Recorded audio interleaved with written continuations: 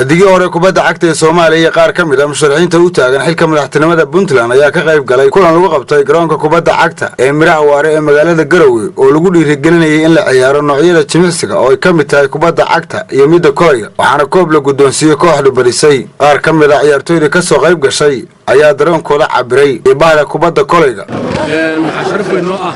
inaan galabta soo gabagabayno koobkii qiimaha badnaa kubadda kolayga ciyaartaas oo dhex mareysay kooxda ka socotay musharaxiinta dowlad goboleedka Puntland madaxweynaha iyo kooxdigii hore ee Puntland ee kubadda kolayga ciyaar jiray Bersamaadka faraxsanahay horta galabta markii ugu horeysay inaan ka soo qayb galo ciyaarta kubadda kolayga oo dheelayaan digii hore iyo tiim isku magacaabay musharaxiinta oo hal musharax kaliya ku jiray way fiicnaan leed madaxweynaha maalmood leeyahay sidaan ku galay inuu galabta joogo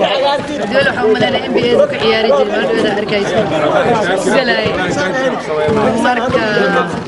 waxaan rajeynayaa in isbedel lagu arko garoomadaanada dawladdu cusub oo dhalinayso qofkii rabo madaxweynaha ka noqdo waxaan ka rajeynaynaa in dhalinyarada la jiheeyo loo sameeyo waxa aad iyo aad nasiib darro ah halkii garoon oo xoog iyo faralaab ku soo helnay oo Miraha Waare in loo diiday community inay ku ciyaaraan maanta iyadoo la siyaasadeeyay oo loo bedelay wixii wax siyaasad musharax Cabdixakiin Maxamed Saciid oo soo qaban qaabiyay ciyaartan ayaa ka hadlay ahmiyadda jimicsigu uu leeyahay waxaana uu sheegay in ciyaaruhu ay ka qayb qaataan isdhexgalka bulshada Rahmaan Rahiim marka ugu horeysa waxaan u mahad celinayaa bahda isboortiga kubadda kolayga ee Puntland dhalinyarada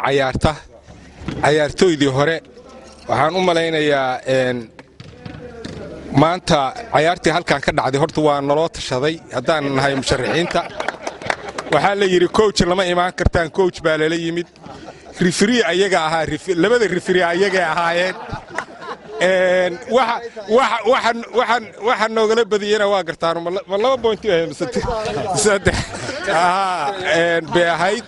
oday Daa'uud la yiraahdana waa la celin waayay runtii sportska Puntland wuxuu u baahan yahay waxqabad garoonkan waxaan ka tagay 2016 asigoo sidaa inuu ahaadana ma ahayn waa muddo 2 sano ah waxaan jecelahay haddii Ilaahay yiraahdo haddaan ku guuleysano bahda sportska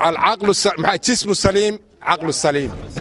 haddaan jirku caafimaad qabin maskaxdu ma fayooba kolka waa in laga shaqaysiyaa dhalinyaradaas in loo wajaho in ay maskaxda iyo jirkaba laga shaqaysiyo oo sportska lagu tacaalo haddii Ilaahay yiraahdo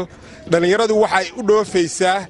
ama ay badaha ugu dhacaysaa wax kale ma ahan waxay laayihiin lahaansho